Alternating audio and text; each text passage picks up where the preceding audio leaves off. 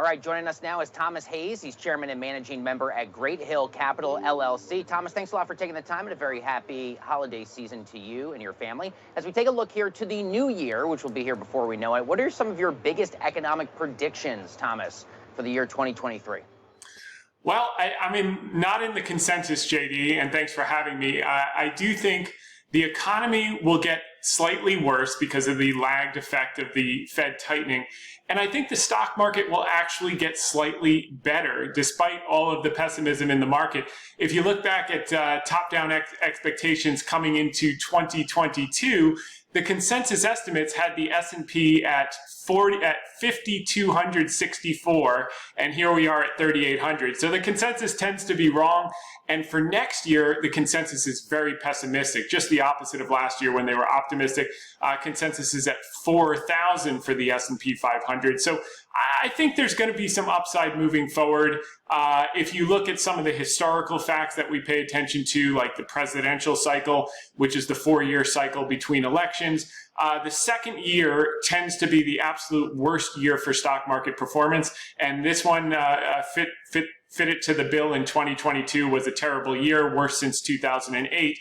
But the good news is the third year of the presidential cycle, and particularly the first 2 quarters of the third year, tend to have the best performance in the presidential cycle. So on average, the S&P is up 13.46% in that third presidential year, which would be 2023. So I think there are a number of things to look forward to in terms of the stock market as a discounting mechanism. You know, many analysts are expecting the stock market to do much worse because earnings are going to go down.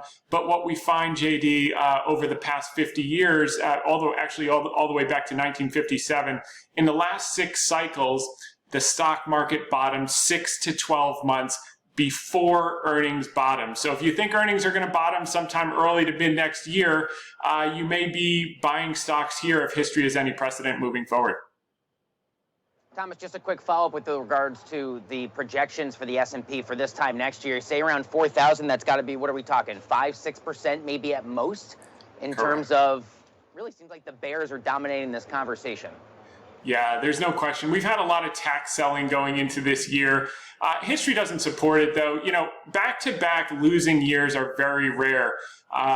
You know, on average, the index is up 12.6% after 1 losing year.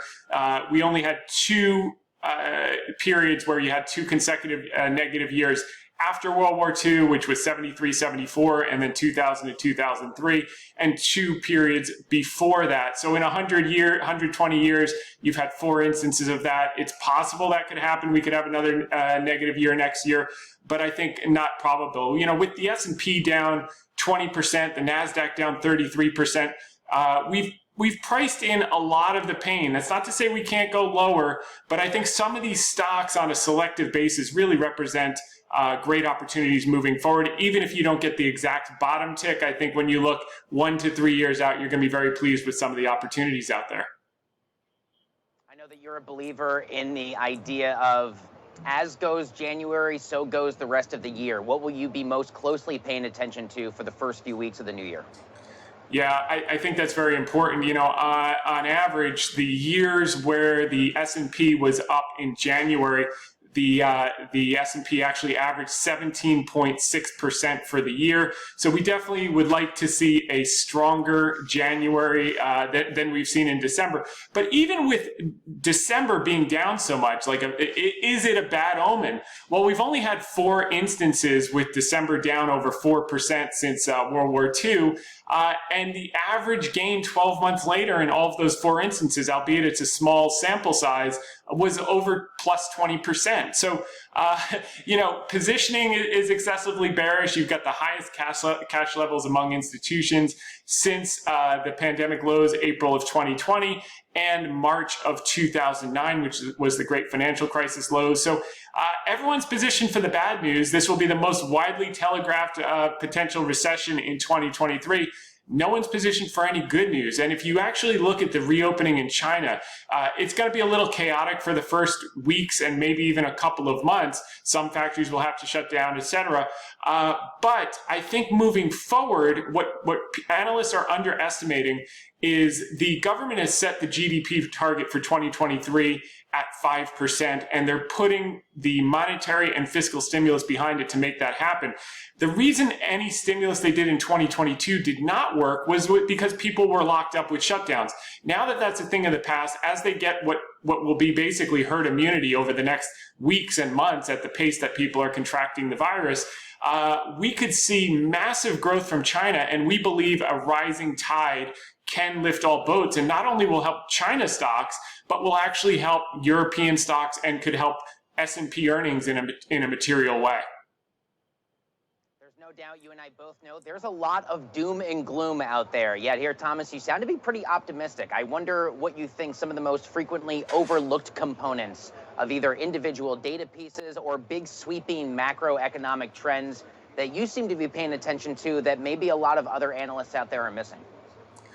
Well, most analysts on the sell side get paid for being within the consensus. There's no upside to being an outlier outlook on the sell side. On the buy side, the only way you can outperform is to take non-consensus views and have the time horizon to work out and to be right. And that's why while everyone's been dumping China for all of 2022, we've been building up positions in China. And as a matter of fact, as you look at Alibaba, just since its October lows, is now up 50% off the lows. KWEB, the China Internet ETF, no one wants to touch it with a 10-foot pole. Well, it's up 70% in the last 2 months off of its lows. And we think these are some of the stocks and some of the areas that are just getting started with the reopening, with the stimulus, et cetera, moving forward. And if you look back throughout history, JD, we actually think, as much as we think the S&P could do better than most people are estimating, we think emerging markets is going to outperform developed markets in 2023 and 2024. And particularly because what you've seen in the last 2 months, after the dollar went parabolic in the first half of the year, up 20%, it crashed emerging markets, it crashed China. What we've seen in the last 2 months is the dollar has rolled over 10%. And in periods where that's happened historically, it's been very, very good for emerging markets. Take 2002 to 2007, dollar came down off a parabolic move. Emerging markets were up 480% over 5 years. From 2009 to 2011, same thing happened. Emerging markets were up just under 200%. 2016 to 18, emerging markets up 100%, and 2020 to 2021, also just under 100%. So with that weak dollar, that favors emerging markets, and we think that's going to be an area to get outperformance in 2023 and 2024. All right, Thomas, I really appreciate your perspective. My best to you for a great and healthy and happy New Year's. And thank you for the perspective. You certainly gave investors a lot to consider as we finally look to put 2022 behind us. Thomas Hayes, thanks a lot. Thanks, JD.